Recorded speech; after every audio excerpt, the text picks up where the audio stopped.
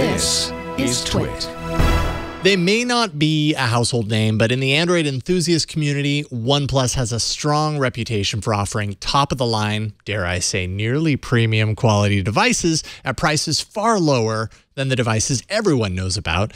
The newly launched OnePlus 6 is no different, following firmly in the footsteps of OnePlus's previous flagship releases. Each year, OnePlus offers a new device that outsteps its previous offering in eye-catching and appealing ways for consumers.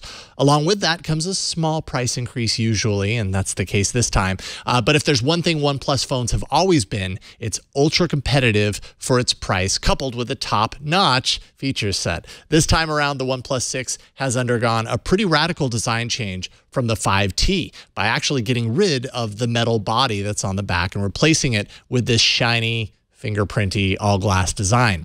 Don't get me wrong, glass-bodied phones really do look nice in the hand, and in pictures, its durability, that kind of comes into question with an all-glass design, and I've been deathly afraid to use this phone without a big, ugly case covering its beauty, but hey, that's just me.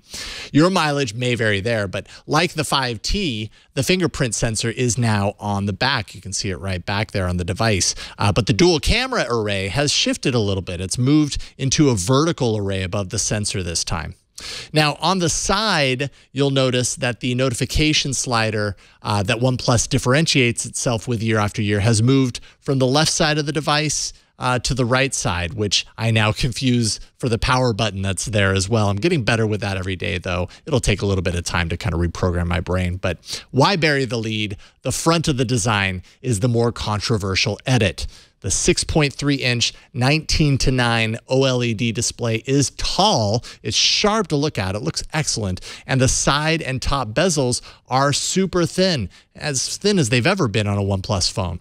And part of that is due to that buzzworthy notch there up top that you can see, made famous at least first with the iPhone X late last year.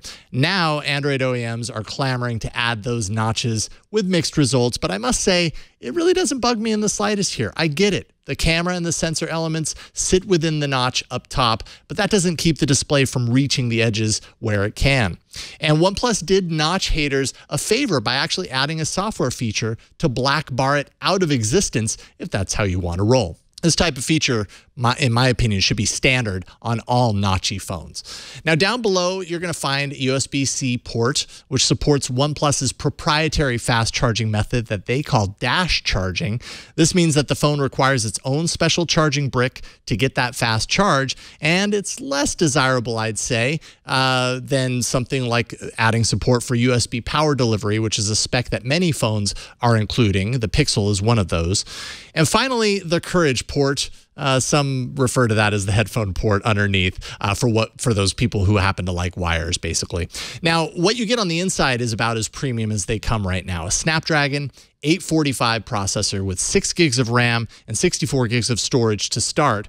Power fiends can opt to pay a bit more to get 8 gigs of RAM inside with 128 gigs of storage. That's what I'm actually running here.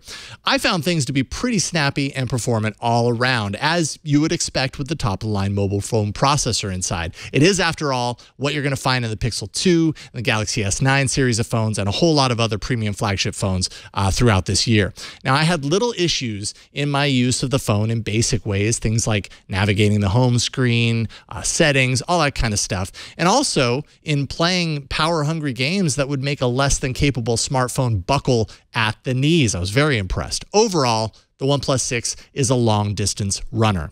And that's mostly true with its battery performance as well. It might not win awards, but I got very respectable battery life out of the 3,300 milliamp hour battery that's inside the phone. I really didn't run into any strange issues of running out of battery when I needed it. I did unbox this thing a week ago, so the real test, I would say, as far as battery is concerned, is months down the line, so take it for what it's worth.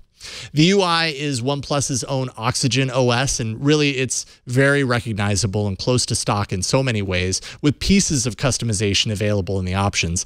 I still don't care for OnePlus's version of the feed on the side, though, but instead I just don't go there, and problem solved. Now it's time to focus on likely one of the bigger updates of the phone, and that's the camera system. Not only did OnePlus change the layout of the cameras on the back, they went with a 19% larger 16 megapixel main camera sensor. There's also a secondary 20 megapixel sensor there and added optical image stabilization. And overall, the goal was to improve low light performance and make portrait mode shots more convincing. And I'd say they've done a really great job here. Again, you have to remind yourself that this is a moderately priced device.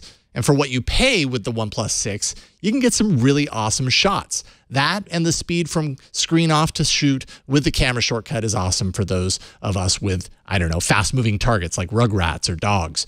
I can easily say this is the best camera on a OnePlus phone to date. Now, there has been much ado about what you won't find on the OnePlus 6. No wireless charging, for example, even though an all-glass design makes it a no-brainer upgrade. No official IP rating for water resistance in the device, though iFixit tore it down and found some bonus waterproofing components inside. And as is usually the case of OnePlus phones, it's unsupported on Verizon and Sprint in the US. But then again, OnePlus fans are pretty used to their flagships missing out on at least a few features. It's all a trade-off that brings the OnePlus 6 into the competitively priced $529 range to start. When you compare some of these specs to that price, it's possible to forgive them for some of those shortcomings. Overall, the OnePlus 6, I'd say, is a fantastic pick for this price category. Oh, and it's also Android P beta capable if you're the adventurous type. I'm Jason Howell. I'll see you on All About Android each and every week here on TWiT.tv.